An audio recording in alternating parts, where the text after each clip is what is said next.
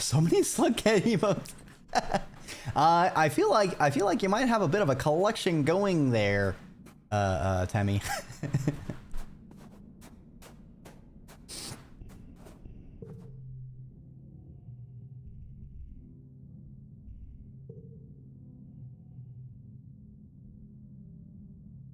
You're heading back to your quarters at the end of the day, and you pass by the medbay. You hear shouts and scrambling from within.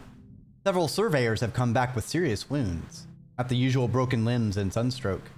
One of them is holding a towel over her own leg, staunching blood flow from a massive animal bite. Another looks nearly blinded from acid. Looks like chaos in there. Uh-oh. Help in medbay. Gosh, it's a good thing you were here. Triaging and getting the most badly wounded into the medbeds is difficult, and the others need traditional medical attention while they wait. It's hectic, stressful work, but you're able to keep your head and provide assistance. Good work in there, Solana, Chief Engineer Instant says. You know, with how the colony's grown, I could use an assistant nurse here. Someone I could trust to take care of things while I'm working in the lab. Come back next month and give me a hand, if you're interested. I certainly would have expected to unlock nursing assistant in engineering. We do love Skuggin. That is true.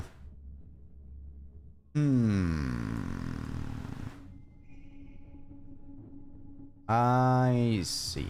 +1 to blue cards. Yes. Move these over, move this here, and put this there. Bada bing, bada boom, super goal on the dot, baby. Get Rectoroni to pepperoni. It's your 17th birthday. But it's not just your birthday. Quiet is a time of new growth, a celebration of life and hope. Not just for this year, but for humanity's presence of Vertumna for years to come. You and your friends are the symbol of that hope. Quite literally, you are the future of humanity. As you're all beginning to take your places as adults in the colony, the council has decided to throw a party in your honor. The Vertumnan Youth Ball. Mars is organizing it, of course. You get an embossed invitation on real paper slipped under your door. Dancing is for dweebs. I guess I could go. You slip into some party clothes, then head over to the lounge to celebrate. Well, yourselves. And yourself, specifically. It is your birthday, after all. The lounge is all decked out. Decorations look expensive, so taking a lot of nanoprinter creds. Your friends are transformed too. Everyone has dressed up and is looking like the young adults you're becoming. You can hardly recognize some of them. Mars catches your eye and waves, her bangles jingling joyfully. She looks like a model from her holomags, every inch of her painted and perfumed. Solana, happy birthday! I'm glad you can make it, she says over the steady thrum of the music. Drinks are over there. Make your song requests to congruence and take off your shoes. She looks down at your boots. You look down at your boots, then back up at Mars skeptically. She rolls her eyes and does a little bounce. Sock hop, just like Earth, duh. At the refreshment table, Cal is stuffing his face with party food, and Rex shoves 2 glasses of punch in your hands.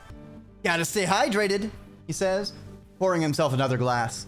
We'll be sweating it out, one way or another. He winks at you. Fucking Rex does not know how to turn it off at all. Don't let them fool you, Tangent mutters, joining you. She smears a glob of something pink and meaty looking on a cracker. The well-documented phenomenon that people inexperienced with imbibing alcohol will begin to act as if they're drunk, even when they're completely sober. To Rex, she adds, I mean, of course, that I'm not going to suffer any bad behavior. Rex grins as he pulls a flask out of his vest and pours a healthy addition to his glass. Who says it's going to be an act? Let's get a little loose. Come on, it's a party. The music changes to something with a fast, pounding beat. Rex throws his head back and howls. Woo! It's time to dance! Let's dance. You, Rex, and Mars take to the dance floor. After a while, Nem follows, pulling Vase behind her. You all dance until it feels like your heart is going to burst. From excitement, from exertion, and from the sheer joy of throwing yourself around the room with your friends.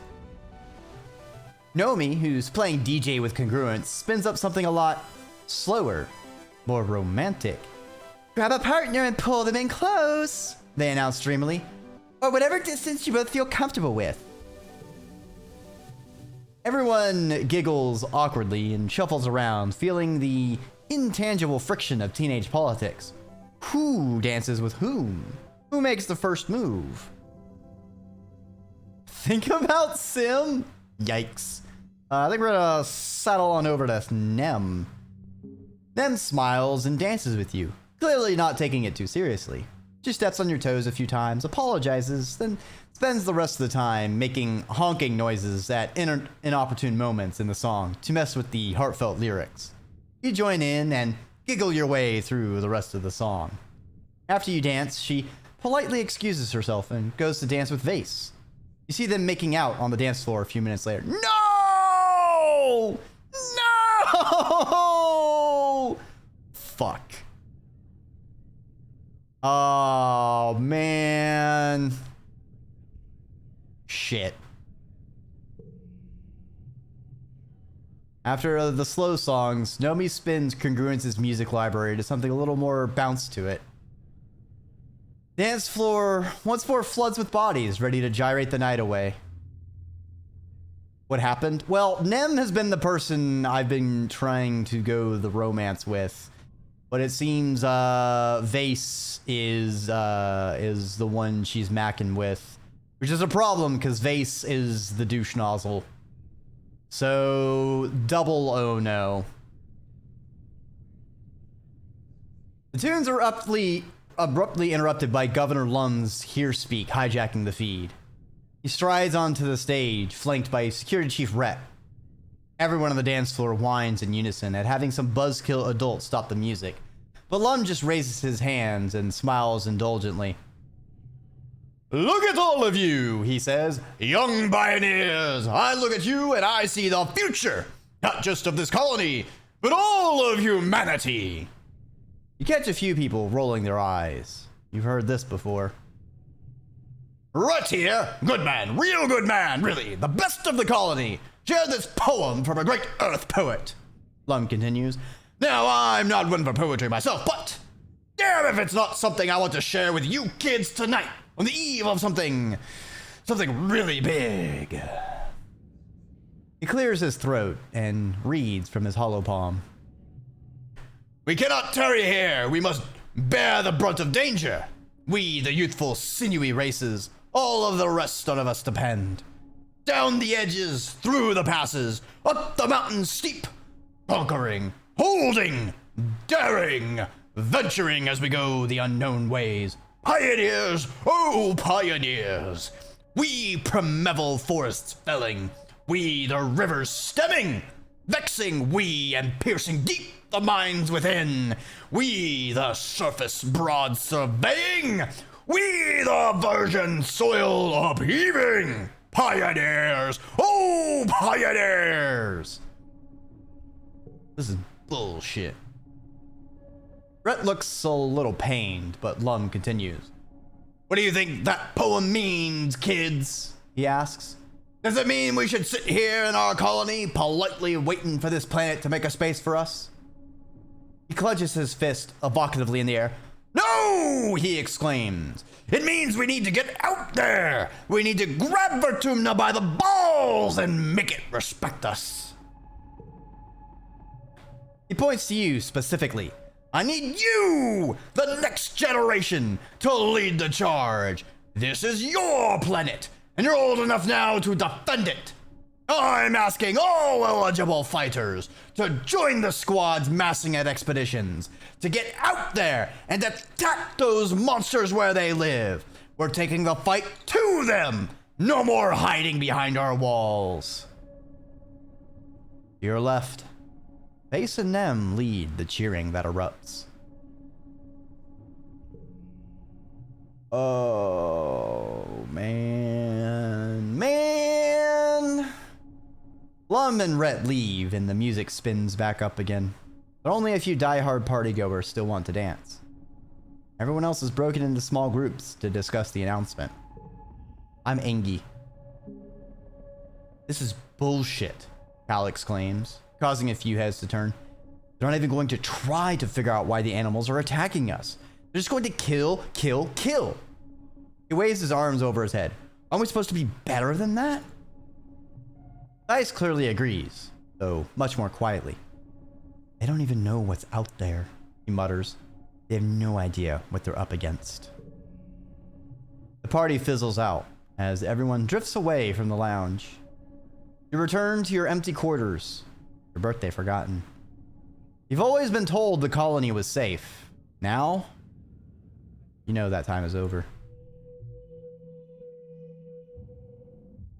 Fuck. Well, fuck.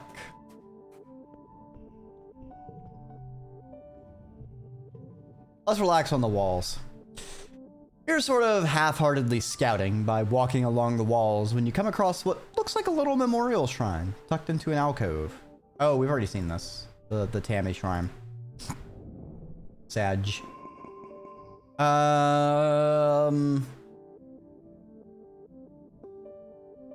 Let's forget about getting our butt kicked, maybe?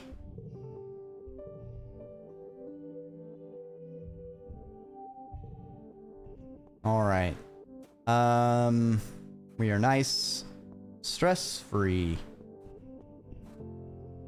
Do we have a new expedition? We do not.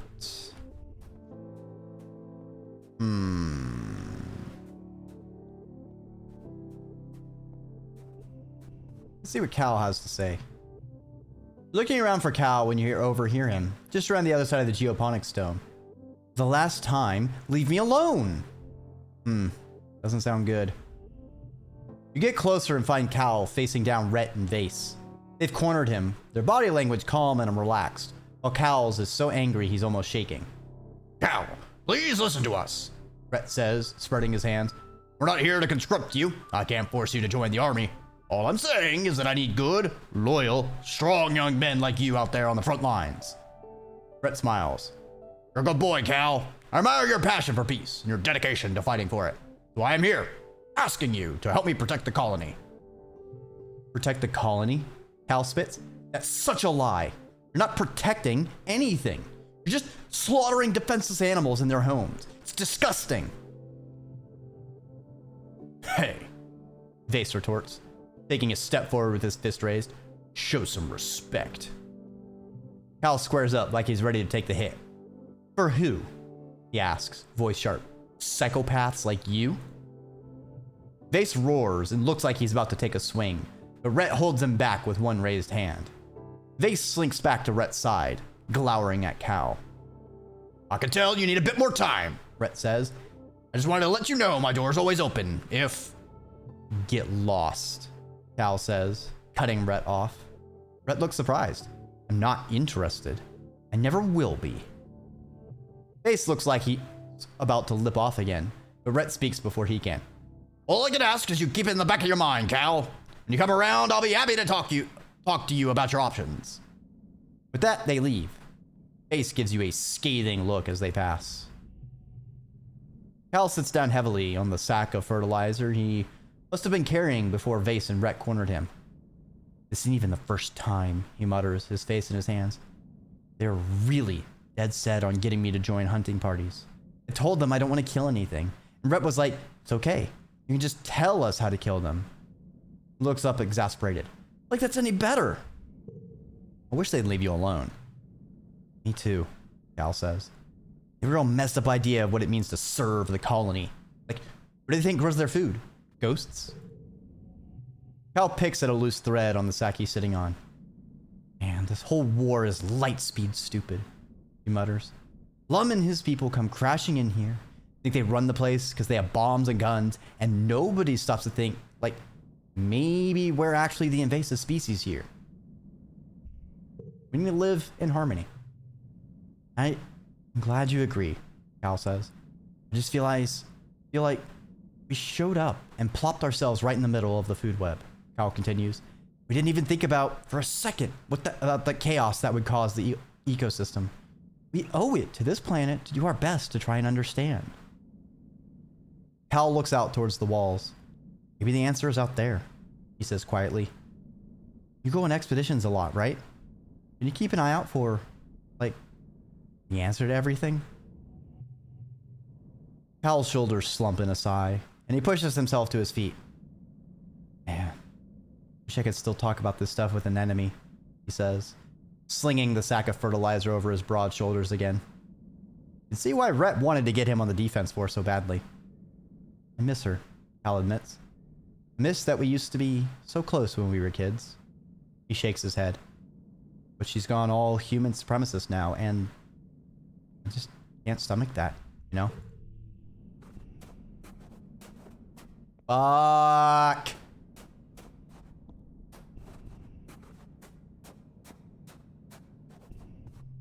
That's depressing. Why them? Why?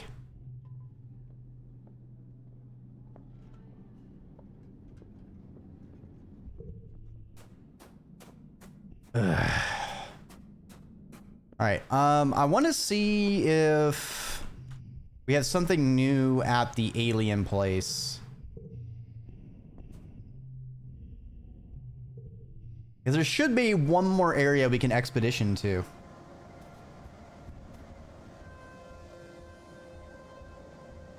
All right, this is a promising start. Report to the expeditions tent to find not just Utopia, but Security Chief Rhett and Vase as well. I can't just spare any more of my people, Utopia has explained to them. Already pulled off almost all the foragers. Already running the skint crews in the ridges as it is. One person here you can spare, Rhett replies, turning to face you. Hello, Solana. How'd you like to transfer onto one of my hunting parties? Utopia tells me you're one of our best explorers. We could use someone like you. He indicates Vase. I need someone who can keep up with this one. Vase puffs his chest out proudly. Why do we need to kill them? Vase laughs. Because they're killing us, Solana. Keep up. He clenches his fist. The classic struggle between humanity and nature, he says. Nature's not all Flowers and rainbows. on Earth. Everything and everyone was trying to kill each other. For survival, for food. Hell, even just for fun. Can't wait to bag a real trophy Zeno, he chuckles, framing his hands like a painting on a wall. First 10-point buck on Fortuna. Oh, fuck you, dude. Where's a fucking mat so I can beat the shit out of you again? Rhett scowls at Vase. Won't be killing them for fun. We're killing them to defend the colony. Vase rolls his eyes. I'll never kill a living creature. Vase scoffs. Even if it was trying to kill you? Knew you Strato kids were soft. Didn't know you're suicidal too. Not everyone's cut out for life or death situations, Rhett says, then turns to you. You know, Solana, it's not all killing. He continues. Sometimes it's about tracking and identifying dangerous creatures before they reach our walls. Wouldn't necessarily have to kill them. He holds up his hand. But you don't have to decide, just, talk to Utopia later if you change your mind.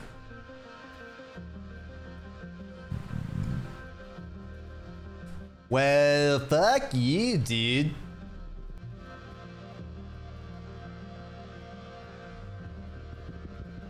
All right. We get our resources.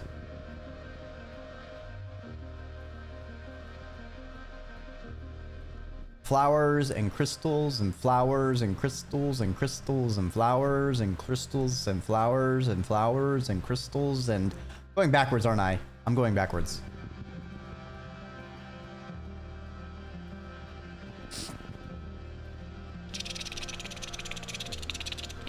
Where's my slide extended slide fucking gotta go fast.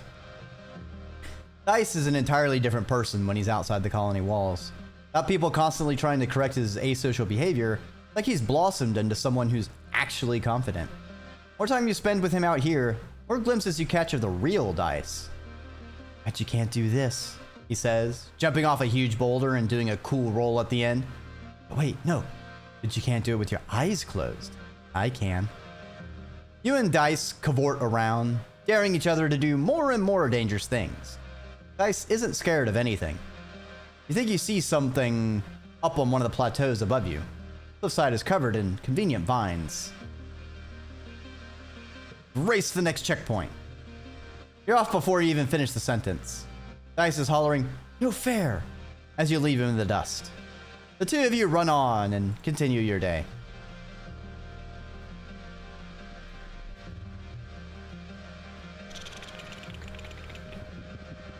Alright. Got some more strange devices. We'll just keep collecting them. And maybe something will happen. Another crystal. Another flower. I mean, it changes depending on my stress. There's like 4 or 5 different things it can be. Alright, what's Sim got for us? We're enjoying a relatively uneventful second sun of taking readings for one of Utopia's geological surveys when the world shifts on an unnatural axis as Sim comes crashing seemingly out of thin air, grappling with the skyfish almost as big as he is. Look out, he calls out to you, though it's far too late for that. The ground rushes up to meet you, and it's all you can do to close your eyes and protect your head. To make matters worse, in the ensuing tussle, they completely crush the delicate scanning equipment you just finished setting up. Utopia is going to be so upset. The heck was that? You yell at Sim, who just shrugs helplessly while he holds the skyfish at bay. The whole damn mess! What's he doing bare knuckle boxing a skyfish? Honestly. The skyfish flops around pitifully, then springs back into the sky and flies away, trilling in distress. Didn't even look dangerous, really. Solana, Sim croaks. You turn your attention to him. Blood is pouring from a wound on his chest where one of the skyfish spines must have pierced his otherwise perfect skin. Kind of thing that will definitely leave a scar or worse. Holding the wound closed, Sim smiles sheepishly. I guess my future sight isn't always 20/20. You can see the future? He grins. You think it's just a coincidence that I'm always there at exactly the right time to save you? At night, when I'm asleep, he corrects himself, I sometimes see visions of things that are going to happen, or at least could happen.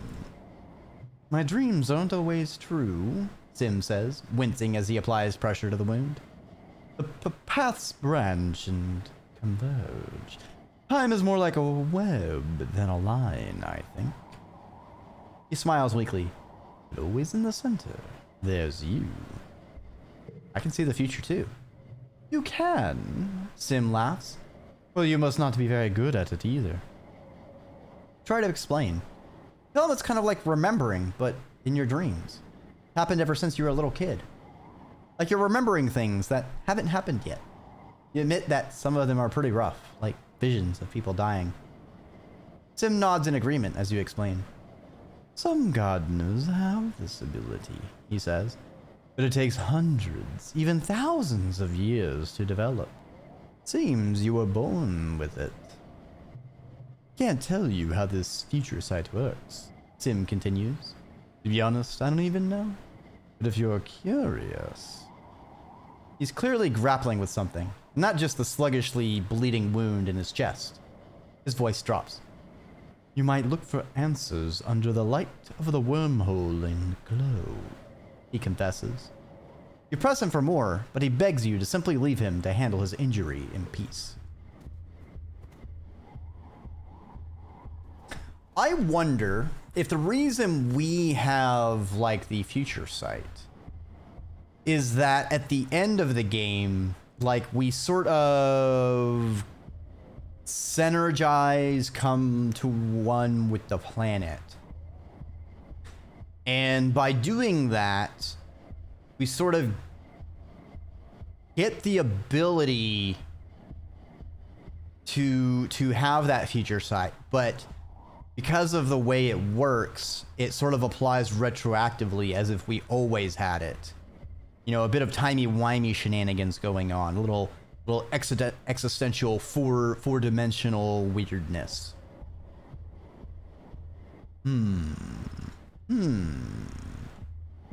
Let's see the big rock. Pick out this engineering challenge. Ooh, car to the right becomes wild.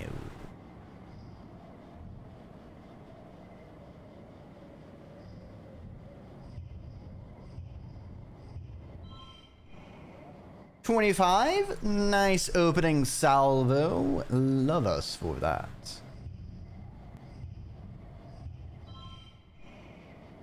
All right, get us a bunch of pairs.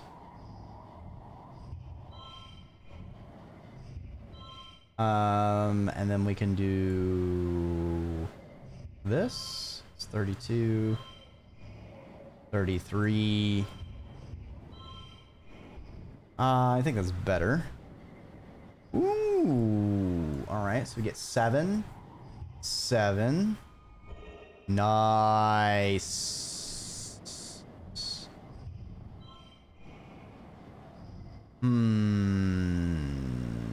+1 for each gem. We can do this.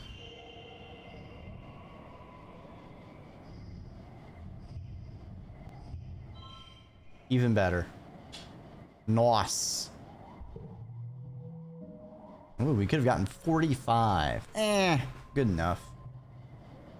You find more scraps of Convergent Domain writing and technology. Document everything and bring it back to Utopia.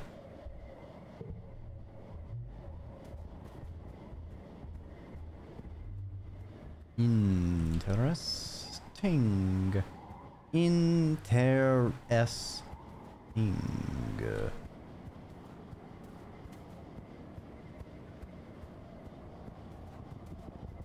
Da da da da da dun dun da. Da da da da da dun dun da. Da da dun. Da da dun. Da da da da da da da dun. So many crystals, so many things. I've got to collect them all. You and Dice are exploring the ruined wormhole observatory again. Feels so familiar. You've dreamed about this place many times, and it's like you're just remembering it all now. This time, the dream memories grip you. You wander as if sleepwalking down familiar paths. You look up and see the wormhole faint in the sky above. The time is right to observe it. Dice tries to keep up. Where are you going? He asks angrily. You don't answer, trying to concentrate on finding the place. You approach the large pyramid at the center of the complex. Beside it is one of the smaller elevators, a little monolith with a round iris door. This is the place. Your head throbs with it. Even standing outside, you know there's something down there. You look for one of those elevator monoliths near the pyramid and find it, but it's overgrown with snaking vines and brambles, with very large flowers all over. You could push through them, but Dice stops you. It shows you a Geiger counter reading on his holobomb. These flowers seem to be radioactive. Your suit won't protect you for long. Take a sample. You snag a sample you can study later in geoponics. You soon realize your mistake as the radiation illness sets in. Brushing by those flowers gave you a big dose. You'll be sick for days and need radiation treatment when you return. For now, you continue, drawn irresistibly forward by something that sings in your head. Well, I thought I would be able to go back, because I've had a radioactive plant. I think I need actually 50 engineering to be able to do anything with it, so that's a bit awkward. You enter the elevator, thankfully still working, and descend beneath the ground. Opens to a kind of antechamber room with an exit at the other end, leading to the heart of the pyramid.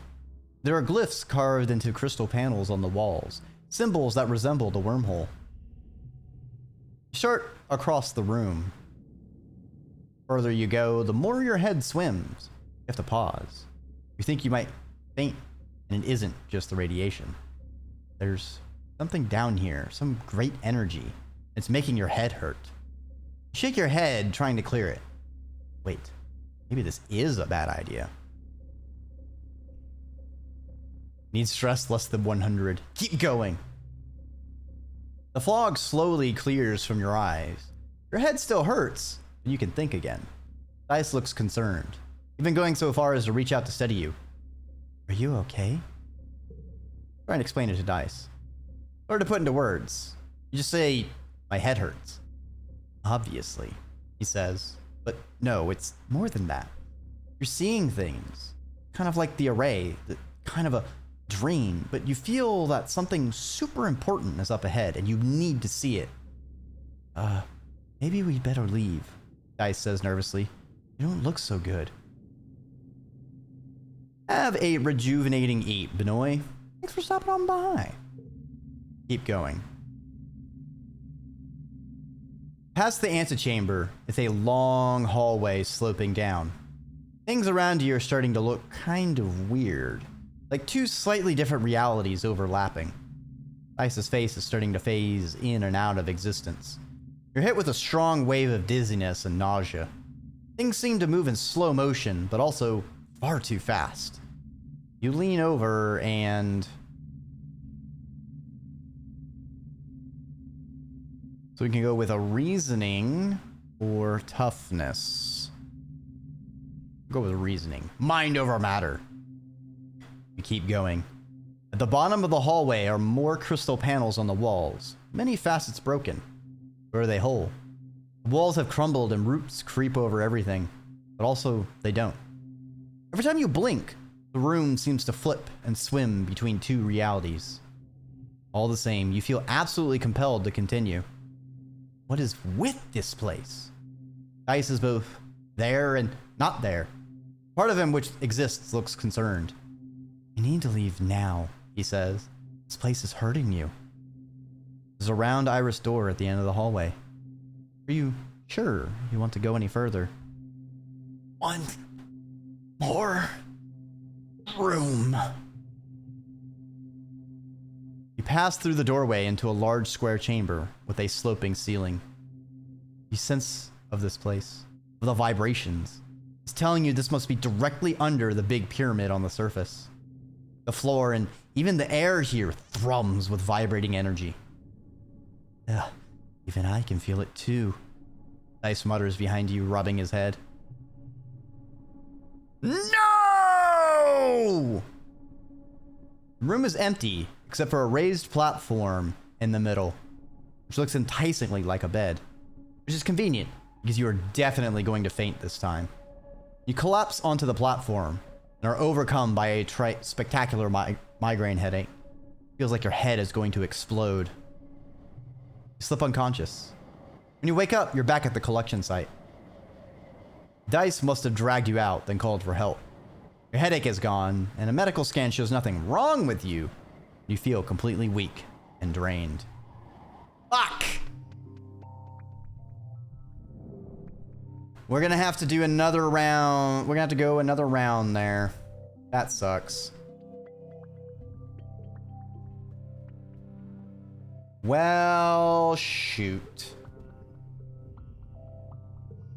Well, let's give Nomi a crystal. Give Tang flower. Oh, she has something. Tangent is about to duck back into engineering when you approach. She winces and shields her eyes from the sun. She looks at you miserably. You notice that her right eye is glowing faintly. My new hollow eye implant, Tang says. Its ghostly glow snaps in and out of existence as she blinks. I seem to be experiencing some unpleasant side effects from it, similar to that of an ocular migraine, Tang confesses. Instance warned me that this level of visual information can be difficult for the human brain to comprehend at first. I agree to follow her into engineering to get out of the sun. It's similar to a holopalm, she explains, still holding her forehead and squinting. But with an infinitely large screen because it projects it directly into the oculus. Used to belong to Dr. Instance, but She passed it down to me to help with my work. I'm sure you'll get used to it soon. Tang sets her jaw and nods, determined. I know I will. It's only pain. It's more than an implant, Tang continues as you follow her to the medbay labs. Hollow eyes are on the very forefront of human augmentation. They represent our next steps towards ascending as a species. She touches the red scar where her hollow palm used to be. No more clunky screens. No privacy concerns, she says quietly. Elegant, integrated design. It observes the motion of my hands and uses it to generate an augmented reality interface for my entire field of vision. Partly powered by my own metabolism, though the magnets embedded in my skull. It's beautiful. Nobody else is here. You hear the gentle hum of experiments running in the corner. This kind of technology is so far beyond what we're capable of reproducing in the colony, Tang sighs, rubbing her temple under the implant. Once they're gone, they're gone. Maybe Earth will send us a shipment of new ones someday, but I expect they've deployed something more advanced since we left Earth. Suppose it's more likely they've forgotten about us completely. Bring, bring. The quiet hum of the laboratory is shattered by an alarm. Tang jumps at the sudden noise and shuts her eyes tight. I have to get this, she mutters, gesturing in the air to silence the ringing. Simulation I'm running is time sensitive, she explains. Specimens require minute changes to their environment every 2 hours. Temperature, humidity, light levels. Sugarman says, if we had better automation, this wouldn't be a problem.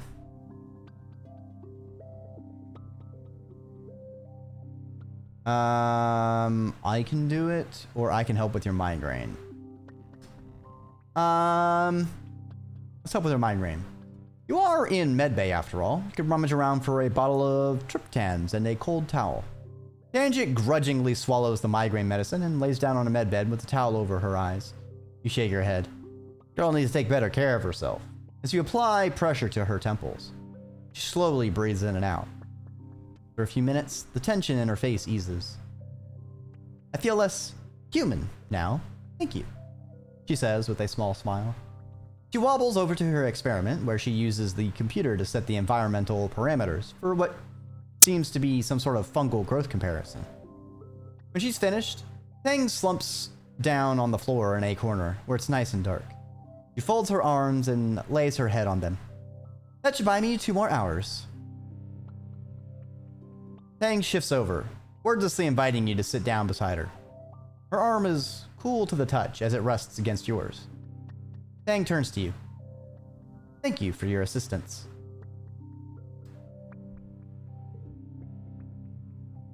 Tang gives you a slight smile, barely visible in the faint glow of her hollow eye. People always tell me I should take better care of myself, she says. And they're right, because when other people try to take care of me, they usually get it wrong. Only I know what I need. But you helped, Tang says. Thank you. Please don't tell Instance that my body is adjusting poorly to the hollow eye, she adds. It's only temporary. This stupid flesh prison is not allowed to draw the limits of my form. That's right. That's right, Tang. Release yourself from your meat prison. Become cool, clean, sleek metal. Transcend the flesh. Become the machine. Steak. Alright, let's give Rex a steak.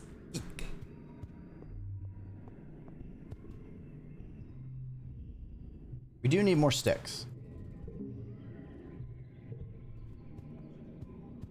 And Dice gets a strange device. Oh, he likes strangest devices. Perfect. Dice's eyes light up when he sees your gift. Whoa, he says, taking them from you with uncharacteristic delight. What's this? Where did you find this? Looks like some kind of alien artifact. It's gotta be. Makes sense. Makes sense.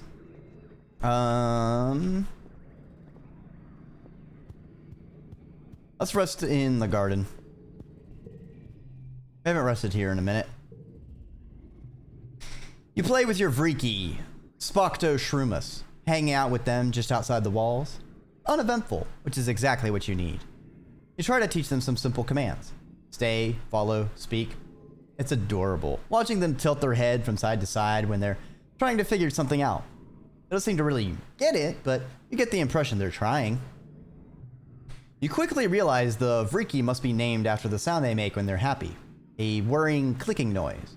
For a weird spider tentacle creature, it's really cute. You hear a commotion over by the geoponics domes. The kind that makes you drop your shovel and sprint over there. There's a crowd at the entrance of the domes. Governor Lum, Rhett, Cal, and a handful of agriculturalists form a semicircle around the entrance, looking up at... Oh no, it's Socks. She's perched over the door, her back arched with fear as her great body grapples up the side of the geodesic dome. You can hear the glass cracking under the strain. Socks is still alive! Yes! She's clicking her teeth and emitting a scared, mournful howl from deep in her belly. Cal is between the mob and Socks, his arms spread wide. Please, don't hurt her, he cries.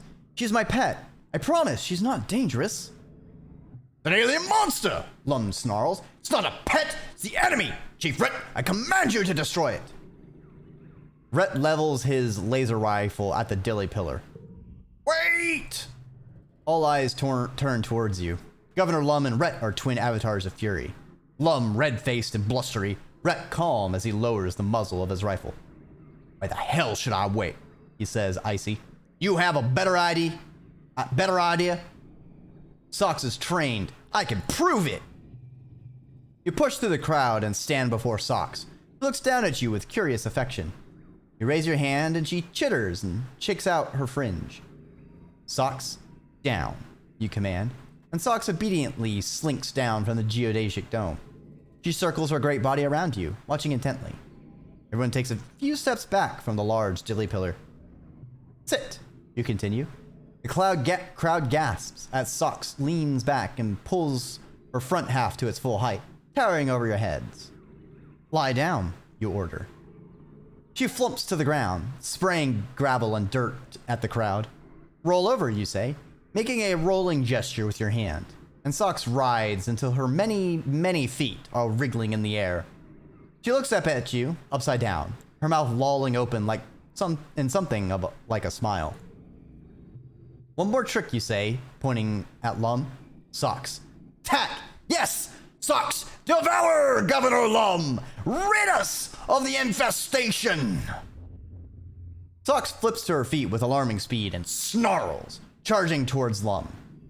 Everyone screams and scatters, except for Lum, who freezes and cowers where he stands, and Rhett, who raises his rifle. Stop, you command, and Socks stops dead in her tracks. Her face inches from Lum's face. Her breath woofs over him, rustling his hair. There's only shocked, still silence.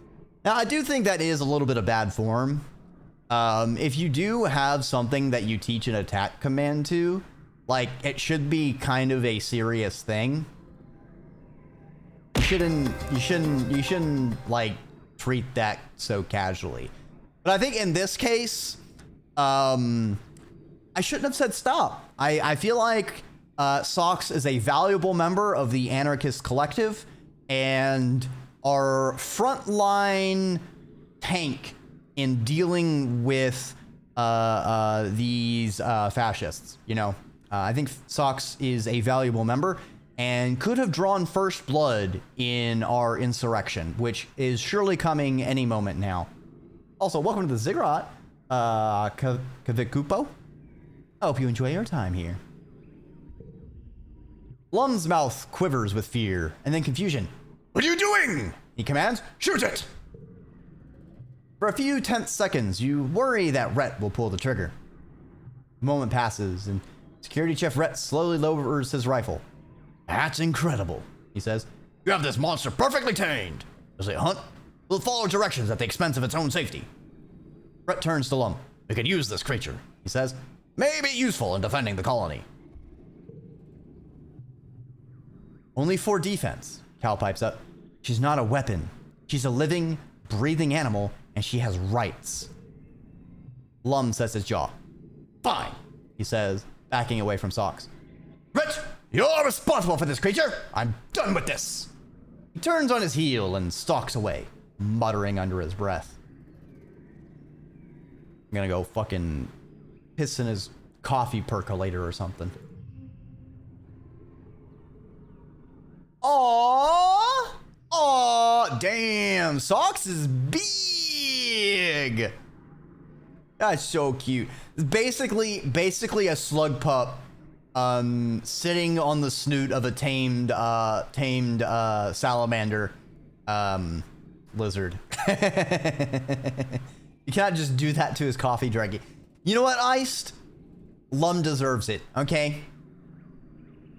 He deserves the finest Dreki filtered urine right in his coffee. I feel like it gives it the right tang that he should be sipping on in the morning. Yeah, exactly like that, Iced. Only, you know, the slug cat's on top of it and not about to be eaten.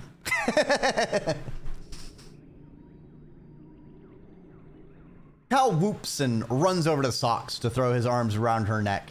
She trills in relief and taps her many feet against the ground, her body rippling like a wave. Solana, thank you, he cheers, then laughs as Socks sweeps him off his feet. The crowd disperses, though some hang around to watch him wonder, as Cal plays with his dilly pillar friend. Holy shit, we finally got a chance to get rid of one of our baby cards. I think we have, like, only one left now.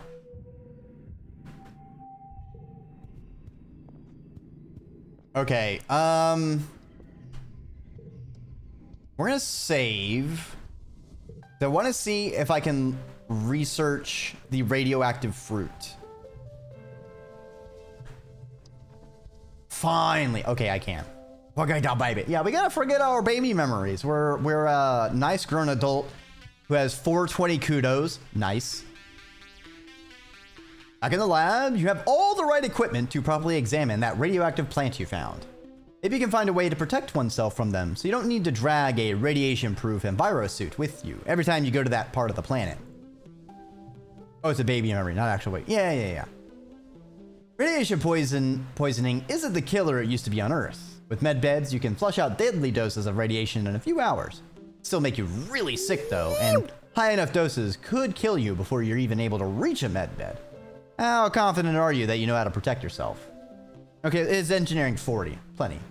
Also, spin. Yeah, you totally got a handle on this. You're an engineering wonder kid. You take all the correct precautions, clear the area of anything that might be contaminated, you wear a radiation-proof HAZ suit, you regularly check the radiation levels of the lab, and you have congruence on standby to call for help if you need it. Everything goes smoothly. You discover that the radioactive plant is part of the plant. The radioactive part of the plant is confined to the carpel of the tower, its reproductive organs, and that the petals act as a radioactive shield to protect the rest of the plant. You press the center of the flower, the petals close and block the radiation enough that a person can pass by without feeling sick. Neat.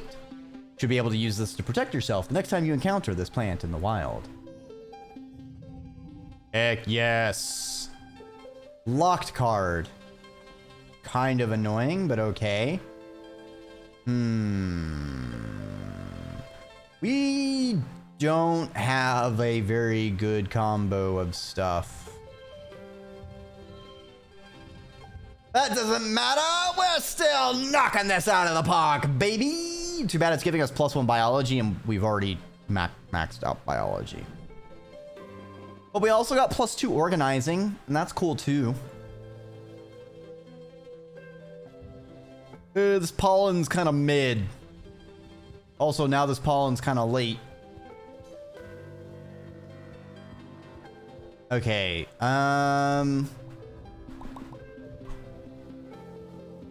Oh, Cal has something to say. Let's go talk to him.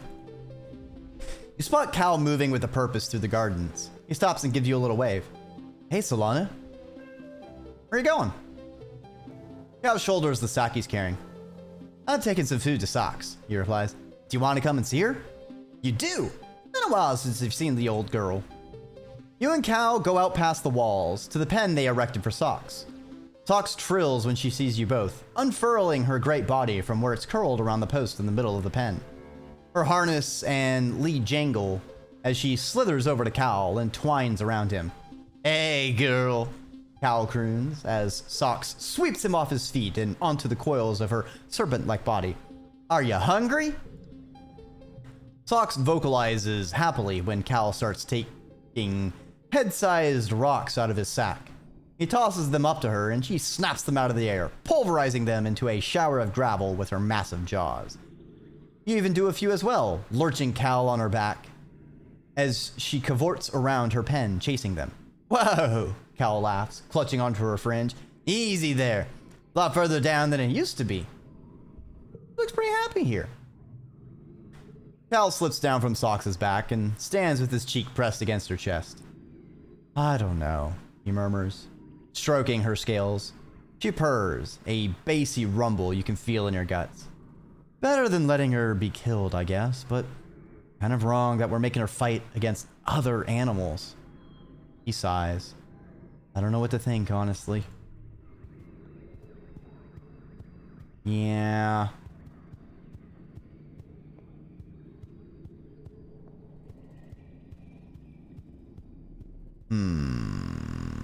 Egg. Here, Nem. Have an egg.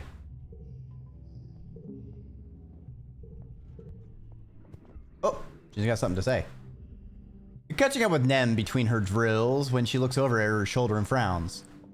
Newton's bloody apple, she curses, seeming to shrink behind you. She's here again. You turn, and at the other end of the garrison, you see a small crowd of young soldiers forming around Chief Steward Antecedent. She's handing out lunch tiffins and doling out hugs to anyone who comes within melee range. Just quite a few of them. You've noticed, just from hanging around the garrison, even some of the transplanted Helio soldiers have started calling her auntie. This must be why. She comes by every couple days, Nem grumbles. Like we're still kids in the creche, playing in her skirts. So disruptive. Eventually the crowd around Antecedent thins, and she makes it over to you and Nem. She greets you with a warm hug. She smells nice, like flour and yeast. Hello, Solana, she says. Have you eaten? I'm fine, Auntie. Let me switch out your water bottle then, she says, taking yours and giving you a full one. It's important to stay hydrated. Antecedent turns to Nem. You can almost feel the temperature in the room drop several degrees as Nem stonily stares down at her mother. Antecedent's smile grows thin and she clutches the handles of her basket. How about you, Annie? You eaten? You need... Nem scowls and crosses her arms. I'm fine, she says, cutting off her mother. Just like I was yesterday, and last week. I don't need you to manage me. If you're sure, Antecedent responds hesitantly. The mother's job to worry, Annie. She reaches out to lay her hand on Nem's scaly cheek, but Nem jerks backward and slaps her hand away. Oh yeah? Nem retorts. Just sit around and worry. Must be nice. But you'd like it if that's what all I did too, huh? I quit being a soldier and spent all day cuddling babies and wiping noses and fixing clothes like you did. Nice and safe in the creche forever. What the fuck? Now you gotta get out of there. It is not good hanging around Vase and all those people of Helios. It's not doing you any favors, Nem. Nem turns her frightening scowl on you. Stay out of this, Solana. I never thought that, Anne, she says, laying her hand on her heart. I worry because I love you. I always will. Just doing what I can to keep you safe. Love doesn't keep anyone safe, Nem exclaims, raising her voice enough that some of the soldiers turn their heads to watch. Her thunderous expression convinces most of them to go back to their business. Nem clenches her fist. Love didn't keep calm safe, did it? Her voice breaking. There's no amount of love or worry on this whole stupid planet that can do that. So you should just stop, okay? Stop. Or do something actually useful. I'm never gonna be like you. I'm gonna fight. Oh no. Vase peels off from his unit and jogs over to stand beside Nem. You okay, babe? He asks, putting his hand on an enemy's shoulder. She covers it with her own and angles her body towards him. Yeah, everything's just galactic, Nem mutters. My mom was just about to tell me again about how much she wishes I would give up being a soldier so I could pop out babies and be safe. Antecedent sputters, trying to explain herself. But Vase beats her to it. None of me is an exemplary soldier. Chief Steward, he says calmly. I know it's hard for a mother to accept. We're all much safer for her service to the colony. He puts one finger under Nem's chin, talking directly to her. And remember, Nemi, that we exist to protect people like your mother, to preserve the bond between parents and their children. Face gives Antecedent a stiff smile. If the stars align, one day we won't lose any more sons. Where's the punch vase option? I need that again. Fuck, do I hate him. A soft "oh" escapes Antecedent as she blots her eyes. Oh, one of the good ones, aren't you? She says, clearly trying not to cry. Just walking in the footsteps of the good men and women who served before me, ma'am, Base replies. We couldn't do it without you keeping the hearth lit for us. Speaking of, I'll take the lunch, if you have any left.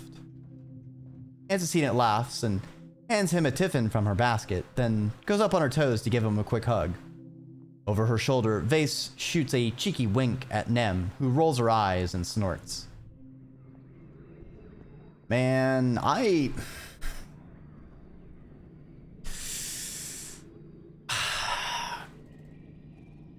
this is kind of a situation where I really am wondering how much I could have influenced things. Like, is Nem going down this path because like, we've had the ability to flirt with various characters, you know, continuously. So I don't know if there's like a separate like relationship meter for like love than just for friendship.